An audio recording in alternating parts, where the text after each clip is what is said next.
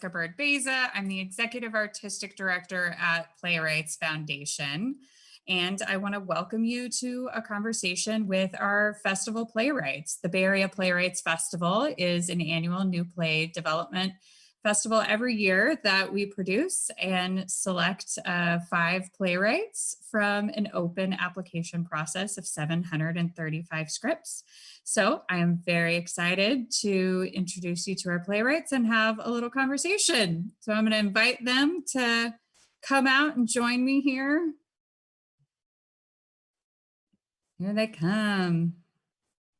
Hi. So I'm going to have them first start off and introduce themselves and share a little bit about their play that's in the festival and their inspiration and anything else they might want to share about their work if they want. So Jordan Ramirez Puckett is going to start us off. Jordan. Hi, everyone. I'm Jordan. I wrote To Saints and Stars. And for me, I was thinking about my plays as a whole, and I realized that I tend to write protagonists who are straddling 2 different identities.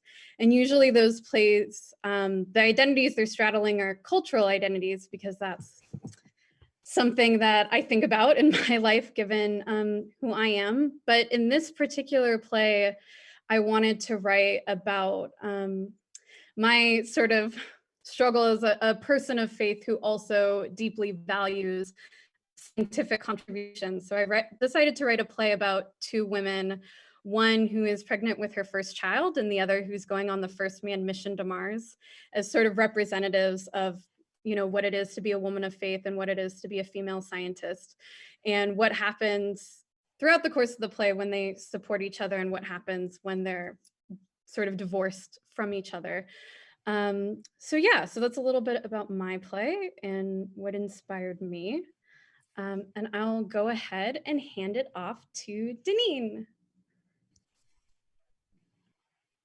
Hi, thank you, Jordan. My name is Deneen Reynolds-Knott, and I wrote Babes in Holand, which takes place during a sunless winter in Pittsburgh in 1996. And 2 young Black women, Ciara and Taryn, they meet one another just in a nick of time to share their love of TLC and SWV and transform a dorm room into a sanctuary on a predominantly white university campus.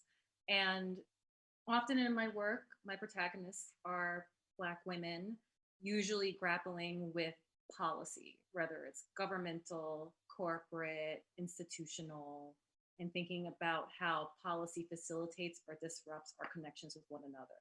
And so I try to take policies and put them in like everyday lives and intimate stories and explore them that way. And so that was definitely part of my inspiration. Also, my niece was starting to search for colleges, so that sparked it. And I wanted to focus on love because I think writing a play is an invitation. And I think when I wrote this play, I was thinking a lot about what do I want to spin? I mean, we all know that sometimes we write a play and we spend some years with that play. And I wanted to write something that was, the core was love and joyful, and to have a joyful experience. And hopefully, I think we've been doing that, and I'm very happy to work with this play with the team and have love be at the core of our process. Stephanie.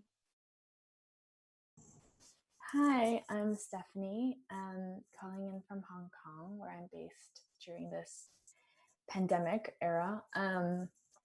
I wrote Final Boarding Call, which is a play about Hong Kong in 2019, which focuses primarily in November, so when the protests were at its peak in some form, and tells a story of 7 people from or in Hong Kong during that time trying to navigate their lives and their relationships and their sense of identity during a time of such political upheaval and personal upheaval. And it's a play in English, Mandarin, and Cantonese, which is sort of what a lot of my work does, is just put a lot of languages and cultures together and work as an act of translation. most of my work is also just primarily about grief of some form, whether it's the death of an actual loved one or the death of a place or a language or a culture or a relationship, but loss as it relates to other people and how we communicate that. Yeah. And I'll pass the mic to Noelle. Hey, I'm Noelle Viñas. I am the playwright of Derecho, which is a play about Eugenia Silva, who's a woman running for office in Virginia, like really local office. It's her first time running. And a lot of the play like follows, questions of what it is, what Latinidad is, and how it's kind of grouped as a monolithic thing sometimes for the purposes of like compressing it and making it packageable. But the reality is that there is no monolith about, people that speak different languages and are different races, different nationalities, and like make up, 2.5 continents. So that's a big part of what the play is about. And also sisterhood. I would say my work has a lot to do with like what it is to feel like an outsider, and kind of the sense that even when you are in a group, you're an outsider, and kind of that sense of being like within and without. I don't know if I've ever written a play, and most of my protagonists are also female, but I don't know if I've ever written a play where like the protagonist isn't questioning groupness, like what it is to be in a group or try to like understand a group and also like rep that group, but also that group pulls on you, and like all of those feelings exist, I would say, kind of are prevalent throughout my work. And I think that has to do with like my own sense of anti like groupness. Like I want to belong, but also feel weirdly separate, which is very normal for a writer. And I'm sure a lot of people feel that way. But yeah, I think that's probably a good summary of what I do, but I'll pass it to Tyler. Hi, I'm Tyler. I wrote Mingus, which is about a first generation college student named B, who is seeking out mentorship from a famous professor by the name of Harrison Jones in the Black Studies department, who is a former Black Panther. And as they go through the journey of mentorship, their relationship changes, and B has to deal with those changes the best way that she knows how. I write a lot about bad girls who make bad decisions and do bad things bad, and who are trying to figure out how their otherness or weirdness or quirkiness or bitchiness fits into the world at large, and if the world is big enough for them or not, and how they make space for themselves, whether they take space or make space, depends on what's happening. So I think B is probably the least of the bad girls, but she definitely makes some bad decisions. Wonderful. Thank you all for sharing. It's always so lovely to hear you talk about your work, and I love these plays so much. So applications opened last year in like September, October, and none of you expected that we would be where we are today and thinking we would be in person, and you'd be in San Francisco and getting to meet each other and being in this new place and being able to develop these plays in the ways that we've always known it. But as we know, that is not where any of us are today. And I would love to give folks a little insight in what does it look like to develop a play online. The Bay Area Playwrights Festival process is we have a retreat with all the artistic teams for 3 days, and then each play goes into rehearsal with actors, and they rehearse for about 10 to 12 hours. And then we have a first public reading of the piece. And then the second week, we go back into rehearsals, which is where we are right now. Everybody rewrites after that first public reading and then gets back into the rehearsal room, gets to go deeper into the process. And then we have a second final reading on the second weekend. So that's just kind of like the general overview process. And we have transitioned all of that online with rehearsals in Zoom and the public presentation in vMix presented through Vimeo. So it's been an entirely different process, and we have learned. But I would love to hear from the playwrights, what the experience has been and how they've worked with their teams. Some have never met the people that they're working with in real life, and what that has looked like in this world that we're in. I'm gonna let someone jump in first. I can jump in. I think one of the things that's really fascinating about being online is that you start realizing like what at the core a lot of drama or theater does, right? So there's like the questioning of the form that comes in. And I think a lot of what I've been listening for, and I mean listening, is like hearing rhythm and music and understanding from a clearer idea, like how dialogue and its timing and its pacing really can change depending on what's on the page and what's being performed, and how much of a gap that can be. And that could be because like sometimes Wi-Fi cuts in and doesn't allow us to listen, and there are gaps where we didn't, and then that feels like really strange and like butchered. But sometimes it's like because everything actually is working and the music is flowing. So for me, like I think just a renewed awareness of like rhythm has been really clear to me because of this space. I think before, if we were in person, I would be thinking really hard about like staging and like maybe future tech things. And I think this really like allows me to kind of think more about like rhythm and words and how they intersect, which is really valuable for a play that kind of straddles two languages and like tries to move through those rhythms and arguments. For me, I also am like, from a performance perspective, I'm like living for the chat. Just because it's really, really fun. I mean, normally you're kind of doing these after audience surveys, and we still are, to try to get a sense of where everyone's at. But you can't really collect data. And I do like think of it as like collecting data of like what people are thinking. You can be like, that person laughed, but did they laugh because they were uncomfortable, or did they laugh because, whereas like in a chat, you're like, oh, they have this opinion or this feeling about this thing specifically. So for me, that's been really valuable. I know that's not everyone's in love with the chat. And sometimes the chat can become its own play, which then becomes a problem, but it hasn't happened to me yet. So I really have enjoyed that part of the online festival.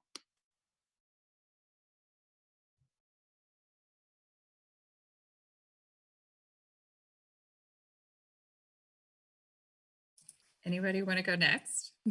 Stephanie, are you jumping in? I was just going to say it's been, so I'm in Hong Kong, and so part of what we're working with is a lot of different time zones in terms of Asia and the US, California, East Coast time, Hong Kong, Taiwan, all these other places, which is tough, but also exciting in terms of casting. My play is in 3 different languages, and something that I've always encountered in the capital T theater is just the sense of like what is and isn't castable.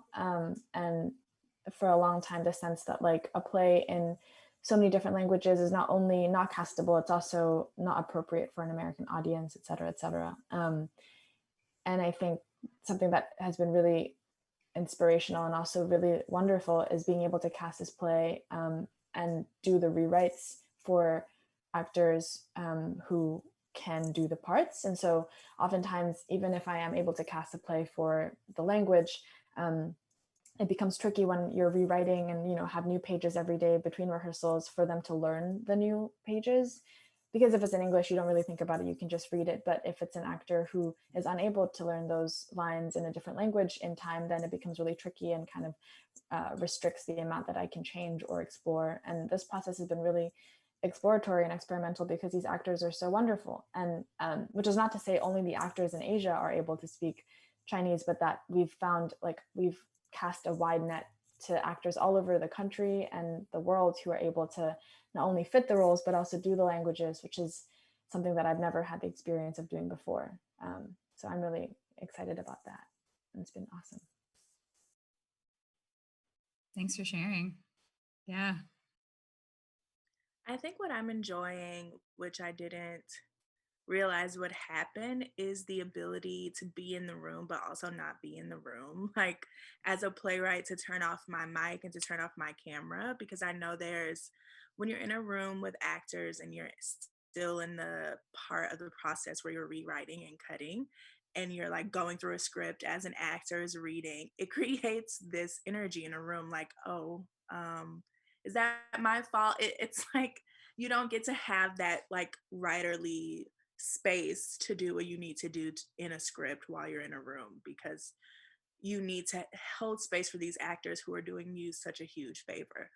But in Zoom rehearsal, you're able to actively listen, still be in the chat, still let them know that you're there, that you're listening, if they have a question, whatever they need, but like turn off your camera and get to work on your script um, in the moment, which is super, super, super helpful for me to just have that final draft document already open and like completely rewrite a scene within 30 minutes instead of like taking a couple of notes and going back to my room 5 hours later and trying to decipher what I was feeling in that moment. I'm able to do everything like right then and there, which is so useful, and is generating a lot of pages that I didn't even think I would write in this process. So it's been super productive in a way that I wouldn't have guessed before. Yeah, Tyler, thank you so much for saying that, because that has been my experience in rehearsal too. And also like, so I'm like rewriting my script and making like all sorts of faces, as I'm like trying to like emote what I'm writing. And then like if I write something new, I've just been like copying, pasting what's new and direct messaging my dramaturg like throughout all of rehearsal and being like, what do you think about these new lines? What do you think about this new scene? And getting real-time feedback from her while the actors are also working is like an amazing gift that usually, yeah, it's like 10 o'clock at night and you're meeting with your director and your dramaturg trying to like solve problems and everyone's tired. So yeah, definitely being able to work on the fly while like in the room in that dedicated time is such a gift. And then it's a luxury to the next day out of rehearsal to be able to go back and look at everything and be like, oh, did that work? And not feel as pressed for time of like, I got to pump something out right now to get it to the actors so that they can print pages. And so yeah, that's definitely been my experience as well. And I think my favorite part about being in this medium. That's so interesting that both of you share that, because I haven't been doing that at all. Like at all. Like I feel like I definitely have been holding that actor space that you were talking about, Tyler, and being like, I gotta listen, I'm gonna keep on my camera, and like also I don't want people to think in moments where I'm mad at my script that I'm mad at them. So so now that opens up the possibility. I'm glad we're having this talk. Because I'm like, oh, I can definitely do some of those things now. My director, Margot, actually has everyone except the actors turn their cameras off, which is so helpful because they just have the space with each other. Because I think one of the issues with the medium is trying to affect that chemistry, that, energy of them being in the same room.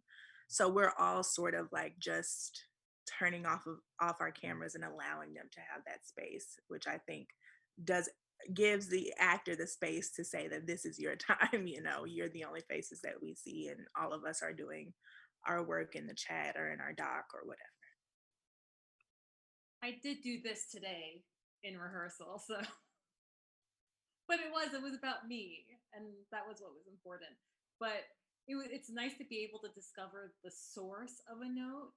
So my director Dawn Monique Williams was giving a note to the actors, and I said, oh, no, no, no, Dawn, I think that's a note for me. I think it's the lines. And so I just said, just a second, and I started typing. And I don't rewrite in rehearsal usually. And I know that at the beginning of this process, I was saying like, oh, I can do PDF. I don't rewrite during rehearsal. But I was rewriting the lines and then reading it to them, and they were like, oh, that's a little much. And I was like, okay, let me try it again. And then we took a 5, and Ariella, our production assistant, sent out a new script within those 5 minutes, and then we came back and they read the scene, and that's very new for me. I've really never done that before, but it was fun.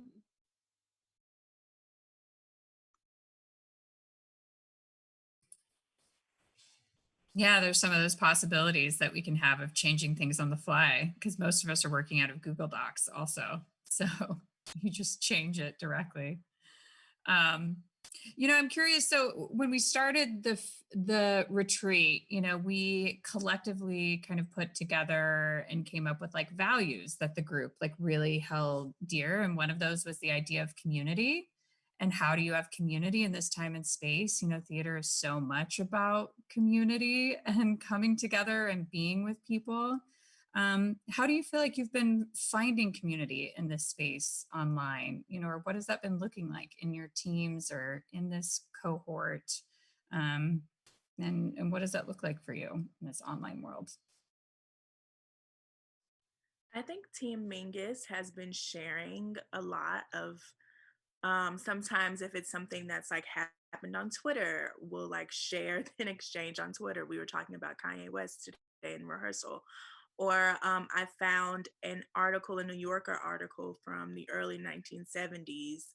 That was his profile on Mingus a few years before he passed. And I sent that to everyone. And I was like, this is so interesting. It's not necessarily helpful to the story of the play, but if you ever wondered like what Mingus sounded like or what kind of music he was interested in outside of his own or what kind of person he was, I think this is the perfect thing to read. I think we're like always sharing new information with each other that's connected to the play, but also really personal to us. So that when we get in the room, we have this rapport already. And since we can't, be together in the same space, I think having this like shared vocabulary made up of actual vocabulary words based on the academic text and also pop cultural references and also musical references, all of those things are super super helpful for us to feel like we're on a common ground before we even um, really get into the script.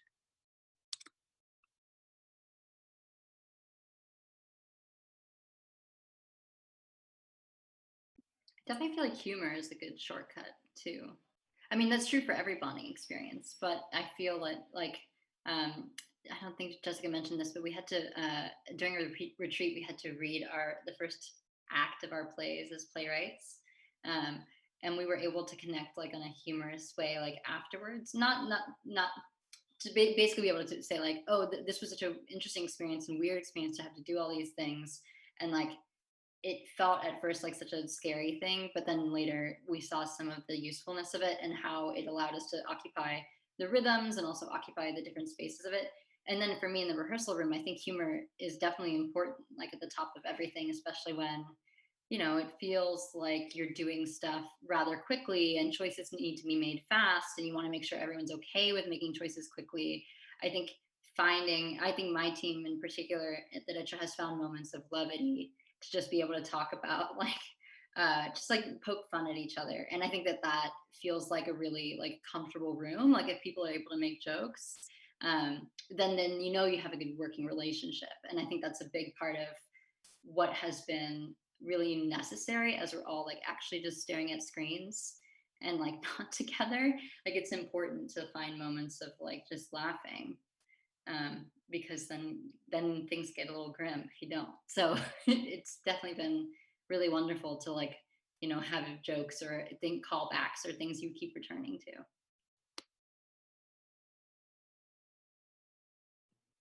Yeah, I think humor has also been an important part of our room and like, yeah, being able to laugh together and make community. And I also think something that's nice that we didn't necessarily even plan for is some of our actors have like worked together before. And so there is like a shared history going in, which for my play in particular has been really nice because so much of the play is about like two friends who now live 2,000 miles away from each other, so they can't be in person together.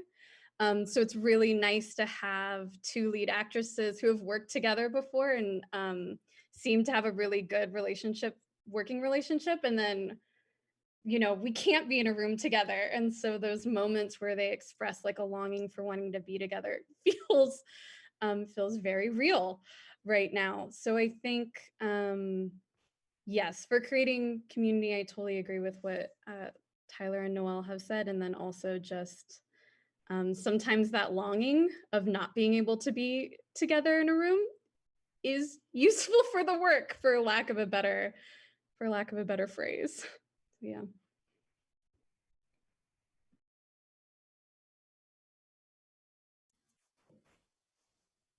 I think it was helpful to start our conversations early. I feel like I've been talking with Dawn and my dramaturg Lee for weeks now, even before we started.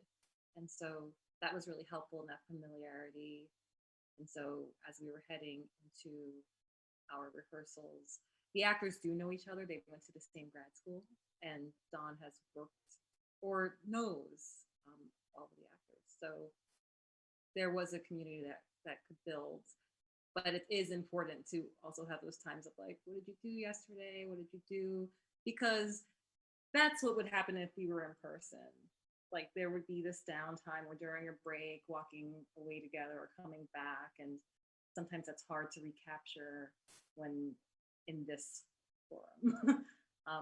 But taking the time to just have those informal moments where we're just checking in or saying how our day is or saying what we watched is really important. Yeah, I find this space to be like the virtual space is super intimate. I mean, it's like it's really isolating, but it's really intimate because you're looking at people's home life, and like you're seeing like people's kids or dogs walk by, or like someone's grandma yelling, and you're like, oh yeah, you have a whole life that isn't the rehearsal room, which is so interesting because it's so isolating. But then you also like get a sense of other people in other people's lives, which you don't really get when you're just in a rehearsal space. And that's been really interesting. And also really, for me, like it's helped me kind of like build community in terms of like who's able to watch theater. Like I feel like the people in the play and also me, like we're able to share these pieces with the people around us. And like I haven't lived at home for many years, and so being able to share the rehearsal process with my family has made the rehearsal process very different for me, and kind of like inevitably then inserts itself in terms of like family intimacy in my life gets inserted into the play via the fact that I'm living at home, which is very yeah. So then I don't know, the process feels so intimate on some level, even though it's so separated by these little boxes. Yeah, all those aspects are really interesting when you think about like how do you connect? And like when I think from an organizational perspective, and I've thought about like community happens when people are together. If you don't create that space in the box, like people won't be together, even on the aspect of like, oh, you need to have a Zoom green room. And like we should be having like, places where we can come talk to each other, multiple times or at the end of each festival, or like telling people they can come into the Zoom room early or stay late, or, all these things that just happen naturally that don't happen unless like you plan for it, has been like such an interesting thing to think about in this world of like, what are those things that build community? And one of it at the core is just like making sure there's space for people to like come together. Even, this year that was new in our, retreat is we had like affinity spaces where like playwrights could get together and directors could get together and dramaturgs, because that like water hole conversation doesn't happen to where you like get to know people. So that has been kind of interesting in the process, like discovering. And I'm curious to hear, a little bit more from you all of what it's been like to like be a cohort together and get to know each other and get to know each other's work and to be like in a festival with each other. The more and more we've worked on it, like the themes of all of your plays just are in conversation with each other. About revolution and love and desire and strong female characters and identity and family, and seeing these different sides of it. And I'm curious, on the personal level of how you've connected as a cohort, but also, in conversation with each other's work, and what that has been like.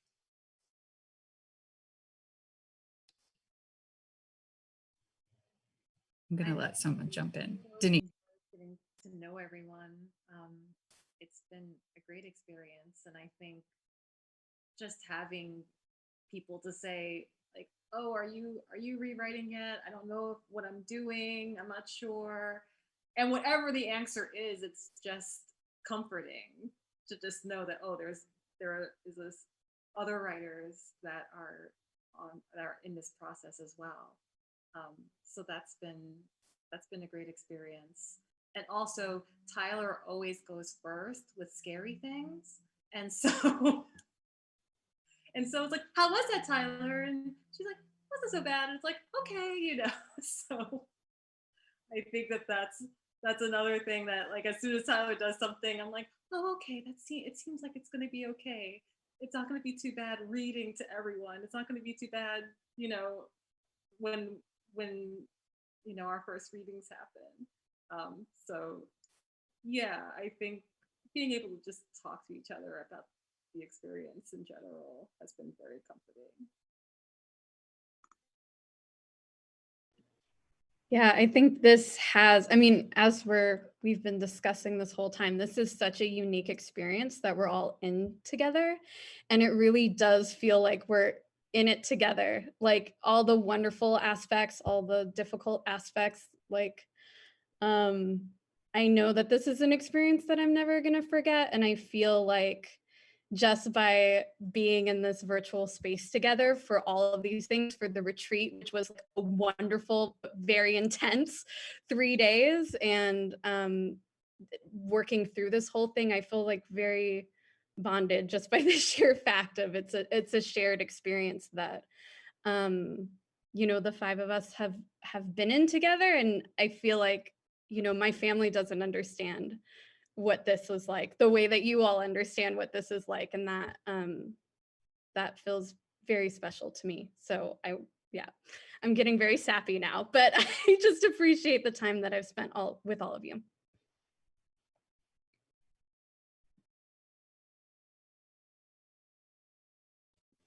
I feel like it's been cool to like be in this space, and like it is really weird to get to know other writers virtually, but also really cool to like be able to like watch your readings. And the retreat was really nice. I think the retreat was really nice, especially going into rehearsal, because now that we're in rehearsal, we're sort of just like knee deep in our own plays and our own little groups. But like I remember just the relief of like the first time we had that hangout, and I was like, oh yeah, I'm not the only one who's like getting all these emails and just kind of like flipping through PDFs and like not sure where everything is supposed to be, or where the links are, or how many Zoom links I'm supposed to have, and who's doing rewrites before rehearsal, and who's like really just sitting on their butt like me. Which I just feel like meeting other playwrights in general is so wonderful, because you all kind of understand, even if you have different processes. I'm still bummed out that we don't get to like do it together in person, because I feel like the hangout vibe is so different in person versus like, let's make sure my camera is on and I'm not dragging like all these other things around with me, and like you can't see this background or that thing. But I do think that it's been much better than I expected, especially having done other virtual things that feel more like a drag than actual something that's exciting and fun and that I look forward to. It also feels like there's like just a real wanting to connect. Someone was saying earlier that it really serves the play to sometimes be separate. I don't remember who said that. But I think it also serves like these bonding moments, because like at this point, like we've all been through pandemic times, and we've all been through these uprisings that are happening in the States and also globally. And we are all in part of this, like these uprisings and these revolutionary conversations that are happening about American theater. So like to be in this compressed space together now, where we can actually talk about those things as emerging writers who have some like obstacles in common, is really valuable, because I feel like, it's not that I don't have playwright friends that I text about and we talk about those things too, but just like to hear continually, like pretty much on a weekly basis, from like 4 other writers about how they're feeling or where they feel in the galaxy of all of these things that have kind of coalesced to make a batshit 2020. I mean, like that's like not, you don't normally get that. And especially because I think the sheer like intellectual power of the cohort we have and like the plays that we've written um, are so exciting. Like I went to like a socially distanced picnic on Monday with my MFA class, some of them, and I was like really excited to like be talking about I was like, yeah, you should come to mine, and I expect you to come to mine, but I also expect you to fully come and see Stephanie's show the same day, and you really need to see Megas. So just like being able to like say and pump up other people about each of these shows is like, I don't know, it feels really different than maybe being on a slate or on a programming thing because of the timing, and because of where we are. you know, that community feels even more tight in a way. But I do agree with Stephanie that for sure, like, I really wish we could just kick it in person. I could see what it's like to like be sitting in chairs with you. you know? Yeah, I have to like second everything that Noelle just said. I think it's really exciting just to be in this cohort because I genuinely am interested in all of the plays, and not in a way that I feel like I have to say that, where I like actually like the plays. Whenever all the playwrights read our own plays and we only got one act, I was so excited to see the second acts and see how they move forward, how they'll change whatever happens. Um, I think the festival did such a good job of choosing these plays because there are so many similarities. Deneen and I talked before about how I don't think I would have ever been in a festival where it would be two Black playwrights both writing about academia, young Black girls at in college. Our plays have a lot of similarities. They're different in a lot of ways, but they have a lot of similarities, and I feel like this just proves that, you know, those similarities can exist on the same lineup and people will be interested in them and different people will be drawn to them, and I think that's so exciting. And I am just, I mean, everyone's play has got me Googling. I Googled so much about the Hong Kong 2019 protests. I was asking Stephanie so many questions in the next day when her and her team were holding space, because I was like, okay, what's the difference between the 2019 protests and the 2020 protests? And what does all of this mean? Like, all everyone's plays have been so interesting to me.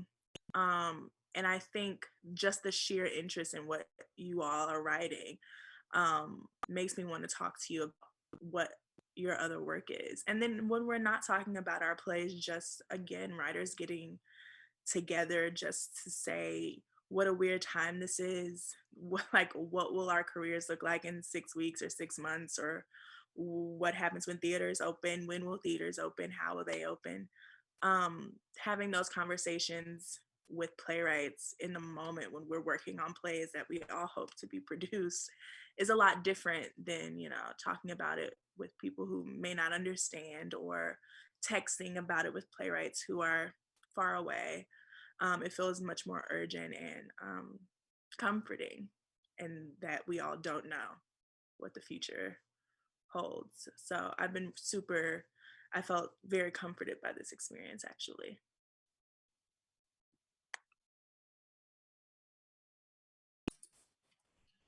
Yeah, thank you. I've been thinking about the fact we need to have a reunion in like 2 years when we can all travel from wherever we're at so that we could all see each other.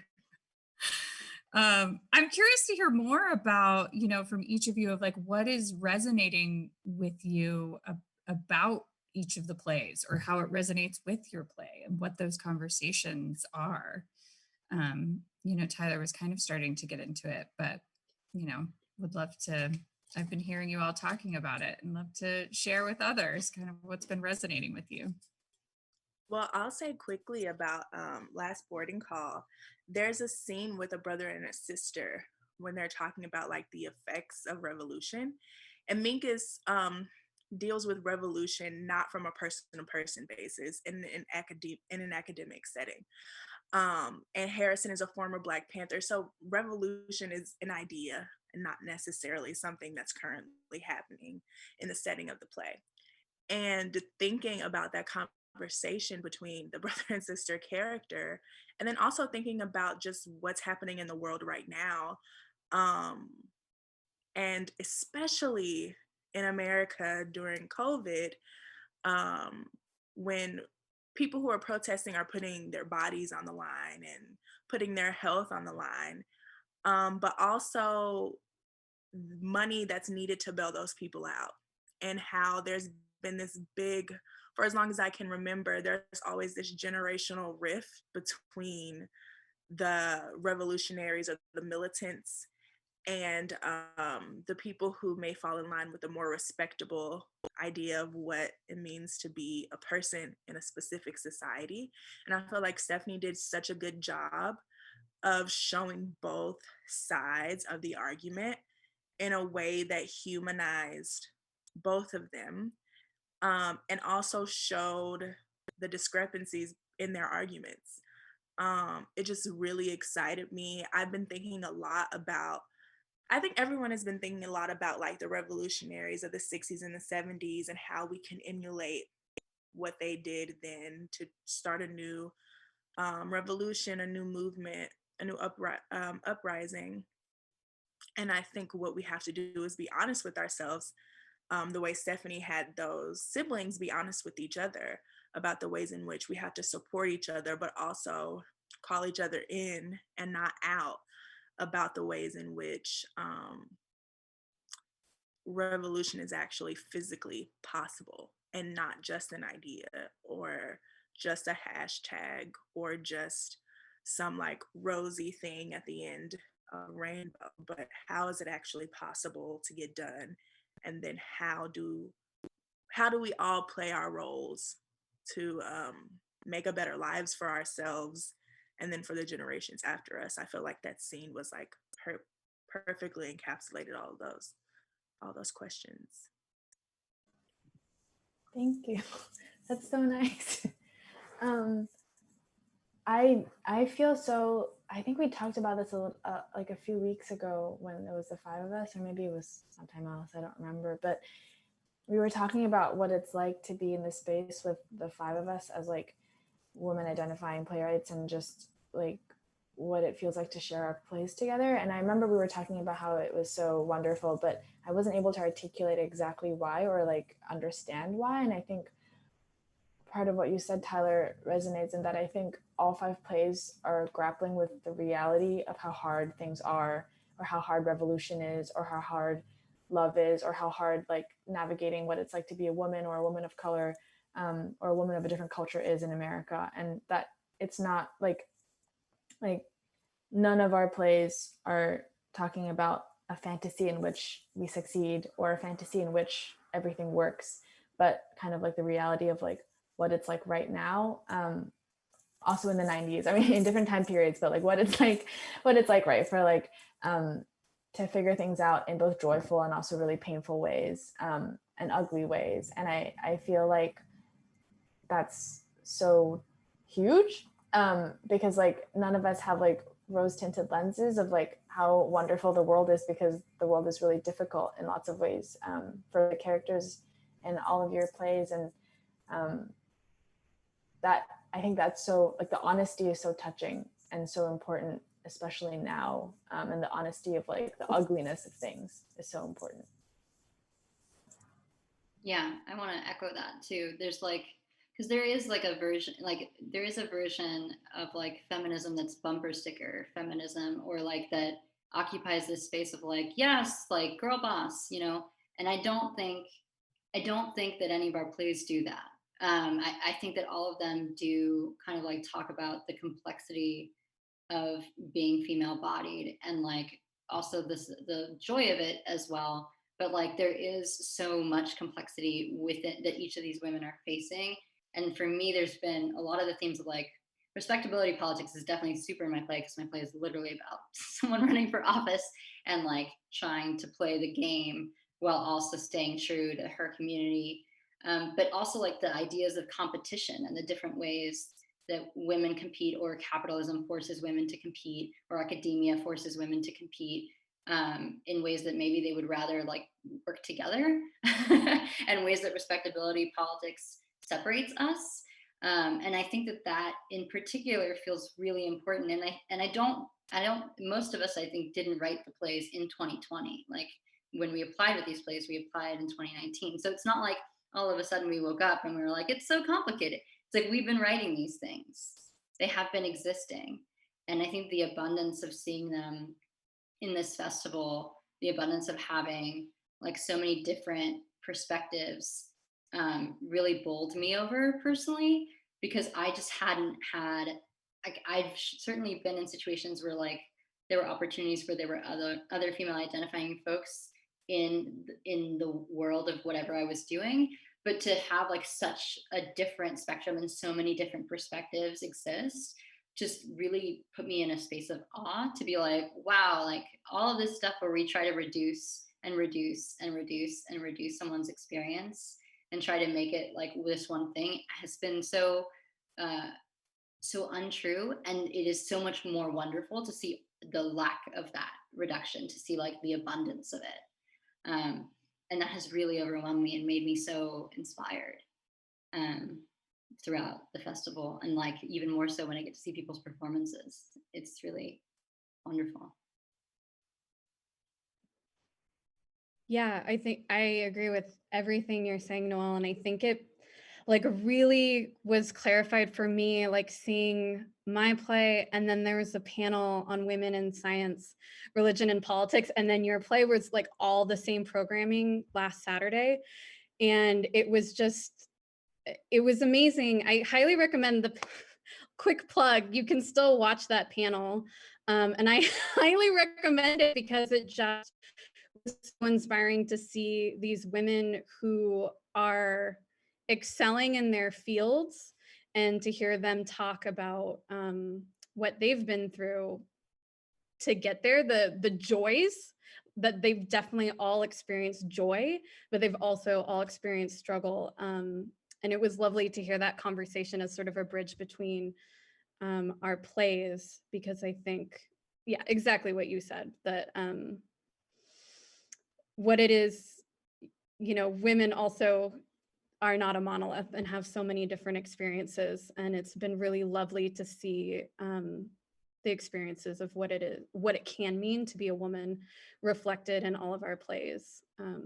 Yeah. Yeah, I feel a sense of recognition with all of the plays. Like just a sense of, I know listening, having those moments where I just have to sit back and just say, oh, you know, I mean, with Noelle's piece and the ways in which the characters are struggling with, like, well, who should I be right now? Really resonated with me. And Jordan with the struggle of, you know, the suppression that a lot of women face when they're trying to pursue something that other people are like, no, you shouldn't pursue this. I mean, being in theater, like you, we deal with that, you know.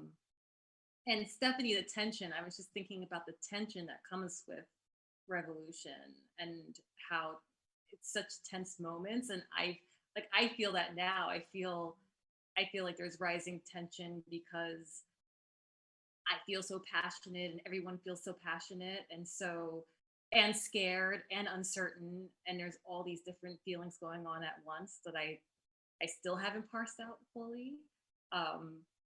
And Tyler, I like, love is the love between two Black people is the crux of revolution. That's all. Mic drop. That's all. Like, I mean, yeah, that just had my heart going like boom, boom.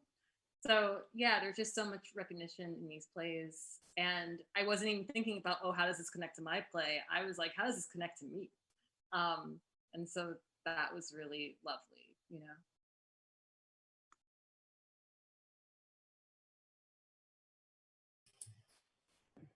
Yeah. I mean, I love how you kind of just took that personal, you know, it has been. And I felt, you know, how each of these connect with us as human beings. And the deeper we've gotten into it, you know, we selected all of these plays for various reasons. We didn't go into it, you know, saying we want an all panel of women or women of color or anything like that. You know, these were the plays that rose to the top and that were speaking to each other and being together. And it's just been so powerful to see how they continue to speak to each other, throughout this entire process in different ways and in supportive ways. I'm curious to kind of end our time together in looking at the future, where after doing a festival like this, it's always the hope of like, I would love for someone to produce this in the near future. And we all have this question mark of what our industry looks like. And we're all looking at how do we rebuild and what does that look like when we rebuild? And I'm very curious. I think artists are at the heart of that rebuilding. And I'm very curious to hear from each of you of, what your hopes are for the future. We all know we have like fears about what that is, but what future would you want to rebuild?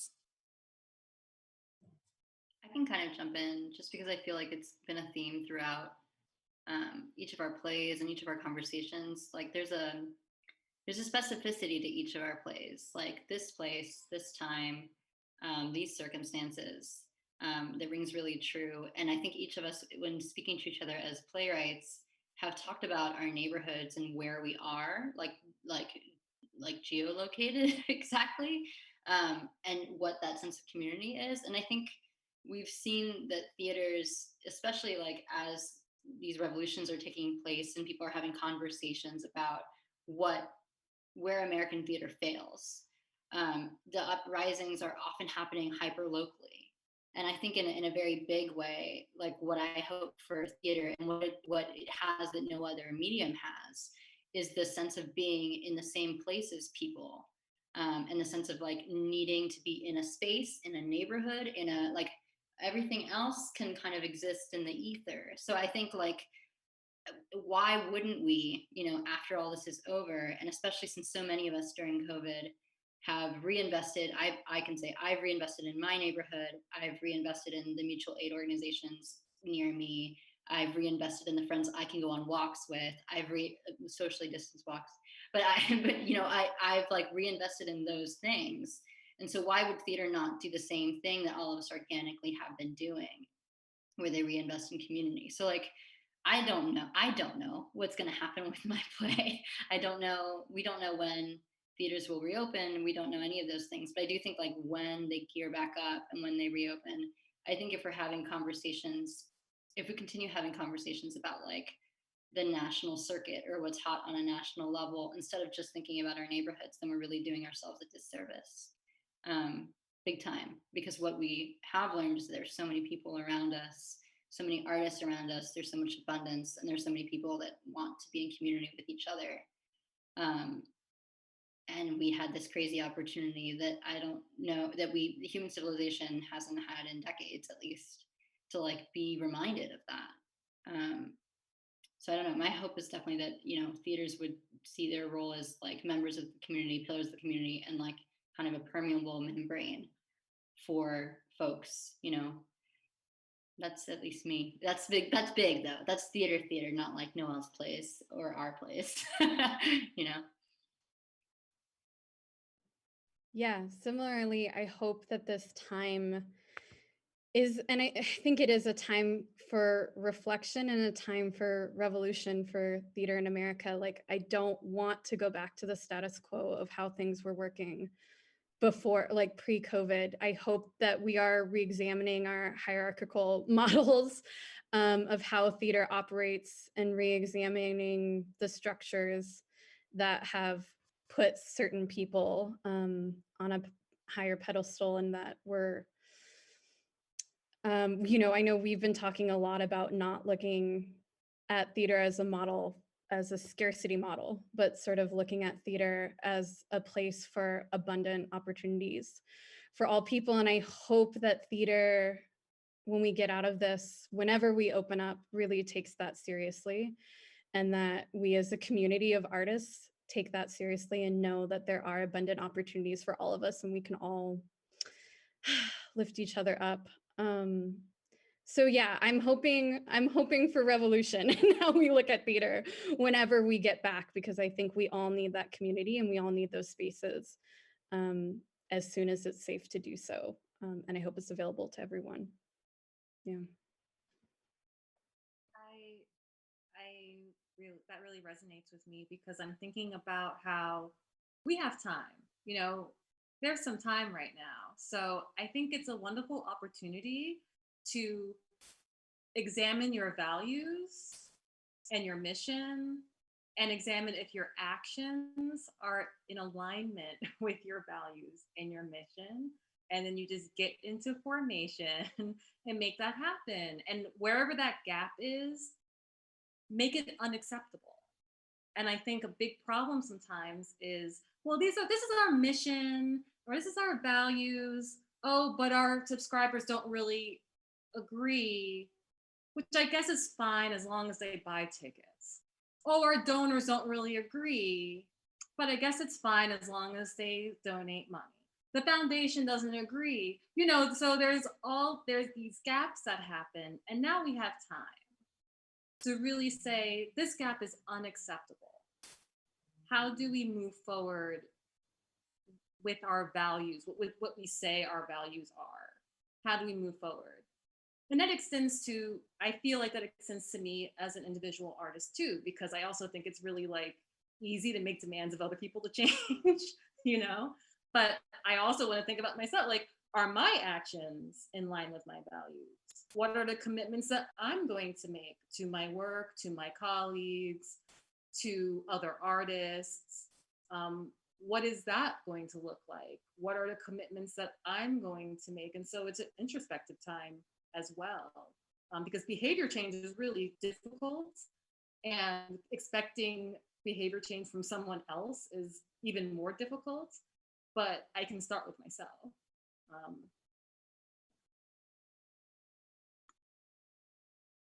I think on that, I was thinking in line with both Jordan and with Deneen. I think coming out of this idea, well, not us coming out of it, but the institutions, creating this scarcity model, and us realizing that opportunities are not scarce. All the Broadway houses and all the other houses are empty. So there seems to be a lot of opportunity, time and space. I think also Deneen talking about us having time, and how I'm enjoying not feeling like I have to rush to a deadline, or not feeling like if I don't do something by August 1st, then I won't have an opportunity for March 2021. And saying that I can focus on my work. We've all been quoting Toni Morrison a lot lately and saying like the very serious function of racism is distraction. And so now, although we're still in knee deep in anti-Black racism, at least we do have some time to focus on our work. And hopefully that will open up these theater institutions to not just seeing Black playwrights, especially as these vehicles for trendy oppression, so that but I'm honestly glad in a way that theaters are closed so there won't be a rush for a George Floyd play, because we need time to mourn, and we need time to process, and we need time to write. And maybe we won't write about police brutality, and maybe we won't write about institutional racism, or maybe we will. But whatever we choose to write about, whatever we choose to create is what we choose to create. And we deserve a space to do that, whether or not it is trendy in this moment to produce our work. So I hope that's what happens when we come out of this, when we're able to convene again. And I'm not hoping that that's given to us. I'm hoping that the opportunity is available for us to take, and keep, in whatever way is possible.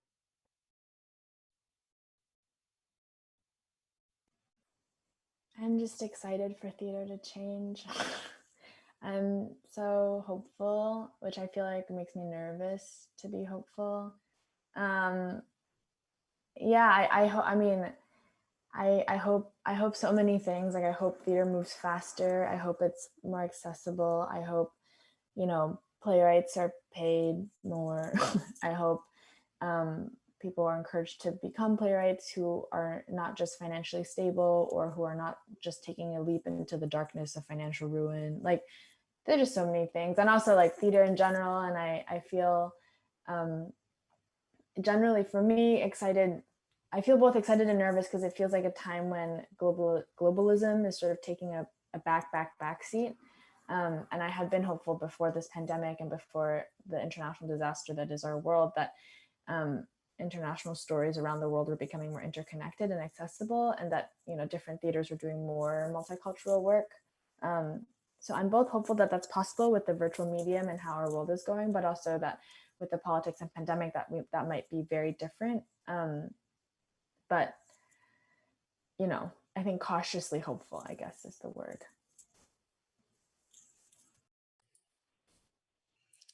Well, thank you, each of you, for spending time. This has been so lovely, and I wish we had more time, but multiple of us have to run off to rehearsals actually right now. The work is never done until we finish this week.